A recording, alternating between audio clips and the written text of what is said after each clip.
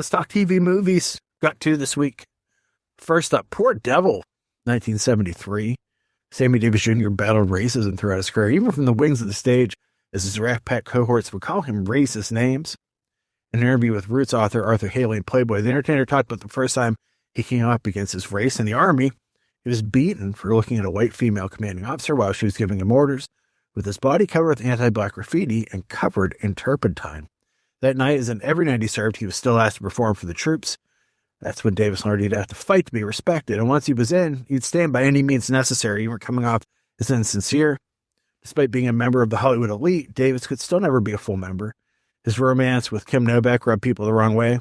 Even though he was a huge financial supporter of the civil rights movement, he had a pretty complex relationship with the black community. For example, he earned plenty of ire when he supported Nixon in 1972. Originally a Democrat and a supporter of JFK and RFK, John F. Kennedy would go on to revoke an inauguration invitation to Mr. Show Business because he was married to white actress Mae Britt, who's in Haunts. So maybe this conversion makes sense because Nixon invited him to be the first black guest at the White House. Once, Jack Benny asked Sammy about his handicap on the golf course. He answered, handicap. Talk about handicapped, I'm a one-eyed Negro Jew. That said, it's also believed that Davis was introduced to Anton LaVey's Church of Satan at an orgy at the nightclub beyond the factory. That makes sense. There are plenty of stories about Sammy.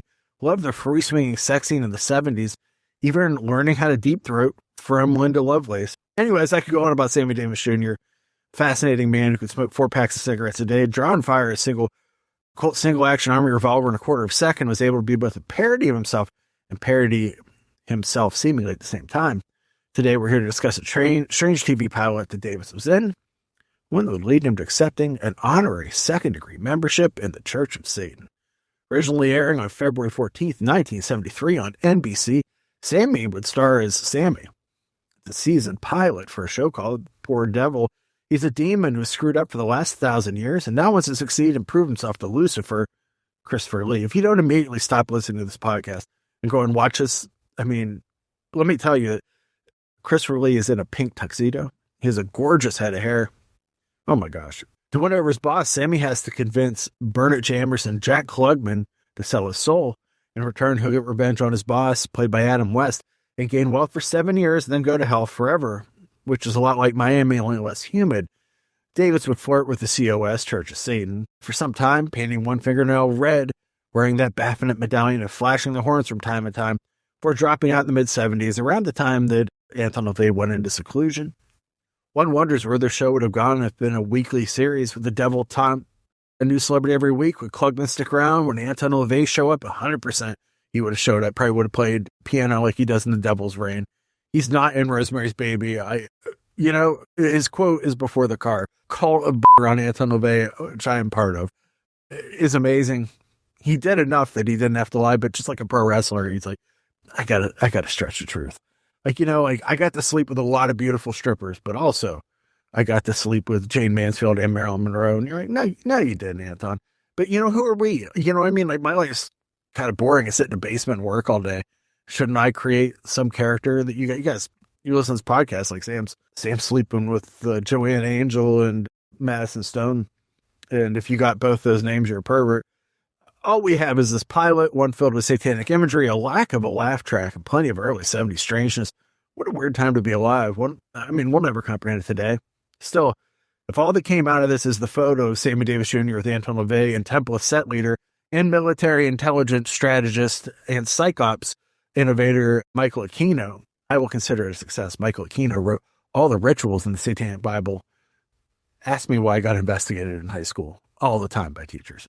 Anyway, our second movie, and this is as we get into the 80s, this is the new age, is The Phoenix from 1981. A young Sam, my wife was not even born yet at this point, was obsessed with science fiction, ancient aliens, and television. This TV movie, and the only 4 episodes of the series that followed were repeatedly discussed in my household as a show that had such promise and then just disappeared. Friday Benson takes on his insurance company. What have I been paying all these years for? Peace of mind. And then a stranger in a strange land. What does he want? Why is he here? The Phoenix, a 90-minute premiere. Tomorrow. Judson Scott, who was in Star Trek II, The Wrath of Khan, played Bennu, an ancient astronaut who is awakened from suspended animation within an Incan pyramid. He's constantly on the run as the government wants to either control him or cut him up, and they're led by Richard Lynch. Oh my God, what a bad guy to have working for the government. In the movie, he acquires a love interest who, of course, is killed as a result of his escape. The whole TV movie is really dark. It sets up Bennu as someone above human emotion and morality who learns how important life on our planet is. His home planet is called Arica in this movie, but Idabron for the series. He's got a lot of powers, too: psychic levitation, telepathy, astral projection, precognition, clairvoyance, telekinesis, all helped by his Phoenix amulet and the fact that he can use the sun to build up solar energy within himself. Beyond Richard Lynch's character, Justin Preminger, I love that they used Otto Preminger's name for the bad guy. Bennu must also contend with another alien named Iago. Just like our hero uses the sun, Iago uses the moon. It's hinted that Lucifer and Dracula are fictional versions of him who can deafen. He has the bells of Thon, which he can and a musical instrument called the Black Moon Ball, which allows him to teleport or change his appearance. Even more interesting to me is that his original name in the show was Iwaz, who is the angel who've read the Book of Law to Aleister Crowley. Asked me how I know that and why I got investigated during the Satanic Panic by teachers all the time. Bennu isn't alone, though. He's helped by Dr. Ward Frazier, E.G. Marshall, that spends the series searching for his mate, Mira, Sheila Frazier from Superfly. The show was created by Anthony Lawrence, who wrote several Elvis movies, created the TV series The Sixth Sense, the one that often got syndicated with Night Gallery. And get this, a few of the episodes were directed by Douglas Hickox of Theater of Blood. There's never been an actual release of this. There's a lot of gray market sites, the internet, that you can find it. I definitely recommend The Phoenix. It's pretty awesome. Anyway, this is BNS About Movies. A lot of personal revelation in this episode. I know you can handle it. As always, thanks for listening.